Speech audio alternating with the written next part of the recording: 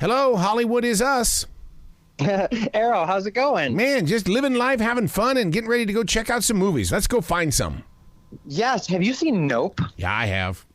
You did. Okay. I know. Yeah, I'm confused by it. I'm not confused. I understand the movie. But what's thrown me off is I'm such a huge Jordan Peele fan. Yep. I love his brand of socially conscious horror films. This one, though, after Get Out and Us, my expectations are so high. And this just did not match that level of amazement. It reminded me of Twilight Zone. How so? In Just the way terms of the tone? Yeah, just I felt like I was watching his Twilight Zone series, and so about halfway through the movie, I said, "Okay, I get what's going on here. I'm not supposed to be scared." Right. It's more of a sci-fi thriller than it is a horror film. Right.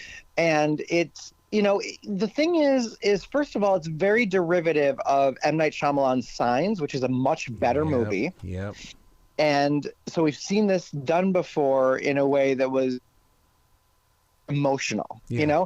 This way wasn't. And number one. Number two, we never got any explanation really for the story. It's all just visual delight, And so even there wasn't even any strong character development or major change with the characters, so the story arc, they didn't have major story arcs, it was all kind of one note throughout. So I'm very disappointed in it. I mean, it's not a skip it. I think it's a way to stream it. I think it's still something that's worth seeing. Mm-hmm. But, I just am very surprised that he did this next, or maybe our expectations are just too high.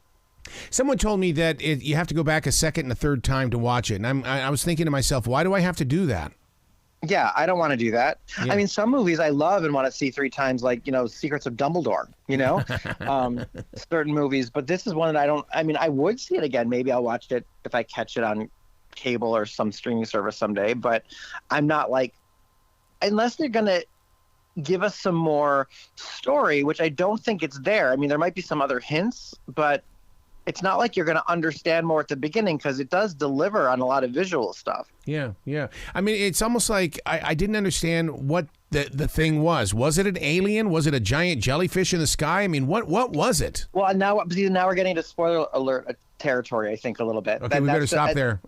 Yeah. And so, but that's the discussion I'd like to have. You know what I mean? I really want that. And that's why I'm talking about the lack of story. Usually, there was no intention there, and so it was just a death machine. Anyway, yeah. But yeah, so that's Nope. I think it's one to stream, but it's not one you have to run out and see. There you go. Yeah. Well, what about The Gray Man? Where's this playing at? Oh my God. Well, apparently it was open in theaters last week, but I just reviewed it, and it is opening today on Netflix. Oh, and really?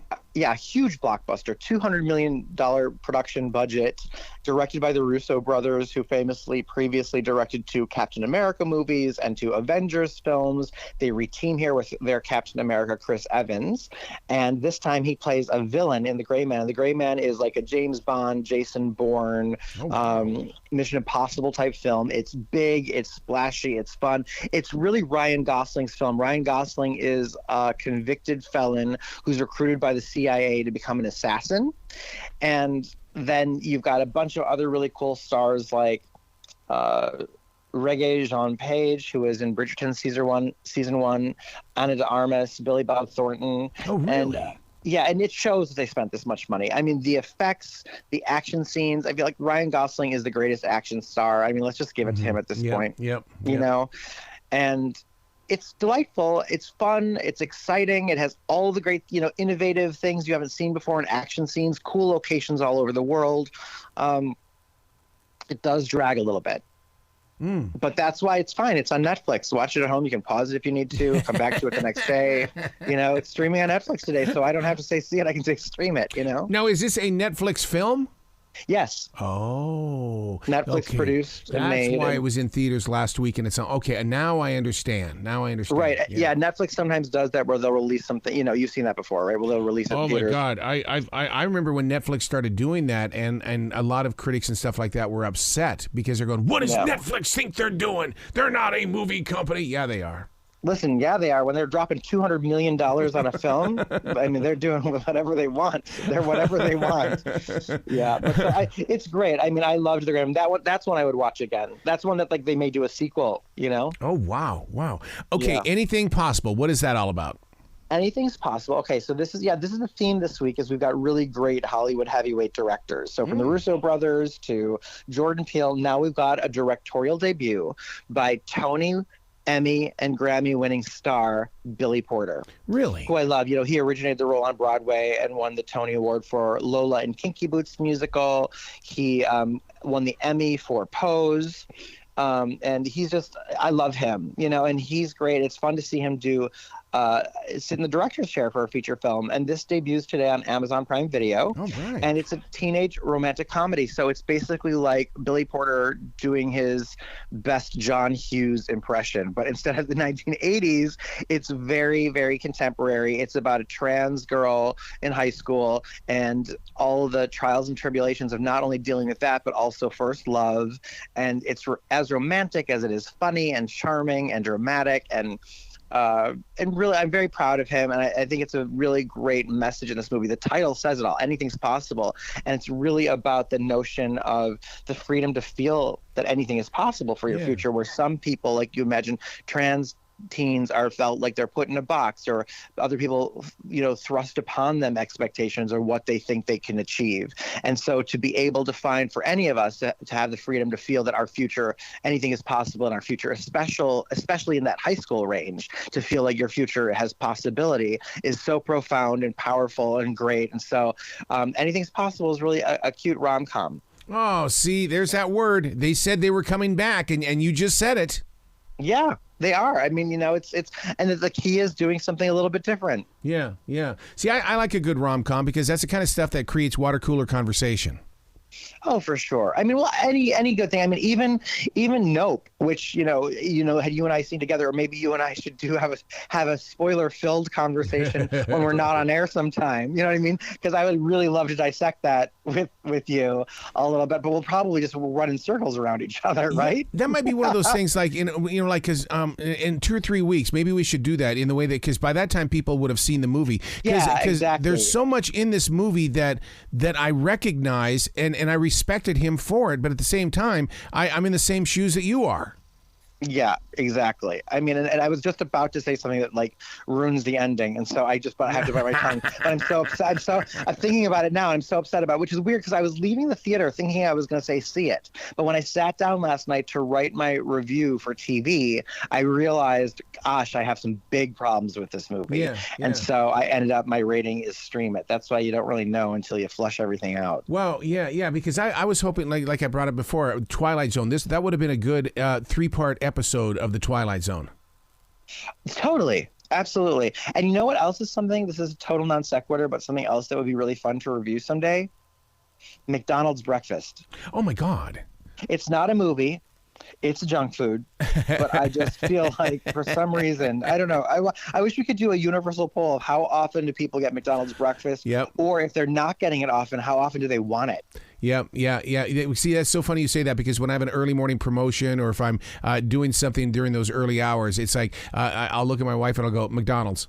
Automatic. Is it because everything at McDonald's is so salty? Is that the key? Is that the hook? Yeah, because I mean, it's like the McDonald's French fries and stuff like that. Don't ever ask me to go pick up McDonald's French fries. We're going there because they're not going to make it home. Oh, never. Exactly. Oh my God, are the hash browns? Oh, please, I can't. Oh my God. Well, we buy them for Jazzy, the hash browns. So if whatever because she's got to have some too. That's so sweet. Speaking of dogs, how's Toto? Toto is great, thank you. Today we're going to the Canine Enrichment Center, having a lot of fun with that. And she was offered the role. We had to turn it down because of conflict, but I'm just thrilled to report that she was offered the role of Toto in a professional production of The Wizard of Oz, regionally in Wisconsin. It would have been a 6-week run, Wow. 8 shows a week, and we had some scheduling conflicts and couldn't do it. But that's something that, at some point in our lives, Toto and I want to experience that together. So, oh my God, can you imagine? You'd be like a mom on the side going, "That's my baby up there." I know. I really would be like, I'd be more of a dance mom or a stage mom than you see in reality. Maybe they should do a reality TV show of me when Toto's doing The Wizard of Oz someday, because I'm telling you, it's probably going to be, I'll be a problem. Oh my God. Oh, that would be the funniest thing. It's people with their dogs, and especially, but it would have to feature the way that we think our dogs are talking to us, and with the way that we use our voices. Yeah, it's strange. I only notice it when I'm around other people that Toto's kind of a dog, because when she and I are alone together, I just don't feel like she's a dog. I feel like we just have this relationship and this spiritual connection, and our eye contact like communicates so much. But then when we're with other people, I'm like, okay, she's a dog. You know, it's like it's I don't know, it's fun. I love being a dog daddy. In the middle of my conversation with Jamie Lee Curtis yesterday, Jazzy goes, "Roar!" I'm going, is it that boring? Is it that boring? Come on. Arrow, talk about burying a lead. Hello. Right. What was this for? Well, I mean, Halloween Ends doesn't come out till October. What did you get to chat with? Was she talking about? She's got a brand new podcast, and it's called Letters from Camp. It's the 3rd season of it. And I do a podcast that's called Pod Crashing, where I talk with other podcasters about their what it's like to build the shows and present the shows, and because I what happened is that long story short, I wanted to be a reviewer like you are with movies, but I wanted to do it with podcasts. So I sat down to review my very first one, and I didn't have it in me, because at that point in time I said, the very second that I review a podcast, that I'm open season. That means they can come and review me. Oh God, I know the feeling. And so I said, you know what? Instead of being a reviewer, teach it. Figure out a way to teach people how to become better podcasters as well as broadcasters. Oh, cool. And I've been blessed with the opportunity to talk with all of these amazing podcasters, and she's one of them. I love that. You should talk to the host of Honestly. Honestly, okay, I'm writing it down right now. Cool. Yeah. I would love to. Yeah. They may be the voices that you pick up on the streaming device, but the thing is, though, is that they all have a life, and they all have a journey and a vision, and their determination is just mind-blowing to me. Yes. So true. I mean, the self-starting, the motivation and the ambition that it takes to create something, it's different for everybody, but always fascinating. Yeah, because there's even one of the most listened to podcasts is called Evil Number 7, that people who start off podcasting barely make it up to number 7 before they quit. Interesting. Wow. You mean the 7th episode? Yep, that's it. By that time, they've realized it takes a lot of time, dedication. I don't have it. I'm gone. That's why I was like, somebody was talking to me about a podcasting, and I've talked to a lot of people about it over the years, you can imagine. And it's like, I just don't want to produce it. You know what I mean? If I can, like I used to do, use some radio jobs where you get to show up and lay down your voice, but most of them you're running the tracks too, and you're pushing the buttons, and then you're editing, and then you're uploading, and I'm like, time out. I don't, can't add that, on top of the rest of our schedules right now. So anyway, that's why I don't have a podcast. What's going on RyanJReviews.com? Nothing other than the reviews right now. No major giveaways as of yet, but looking forward to more soon. Absolutely. Well, go do your television thing, sir. Will do, Arrow. Have a great weekend. Do you wear an IFB when you're on that set? I do when I fill in as a co-host, and I do when I do my Art Beat series. But on movie reviews, I don't. Okay, so you get to just go in there and just be you.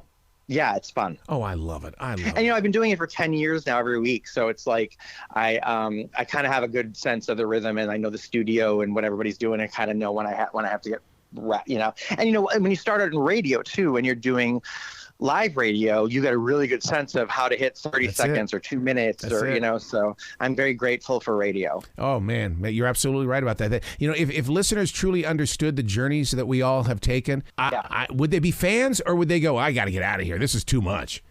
Yeah, exactly. No, maybe they'd appreciate it, well, I know a lot of people don't people ask you all the time, how'd you get into it, how do you do it, or that kind of thing, and it's like, well, if you want to go through what I just went through for the last lifetime, have at it, because I don't think you're going to want to go through all that. That's right. That's how we get, wherever we're at, I suppose. That's so true. I always tell them it's a sickness. If you want to be sick, go for it.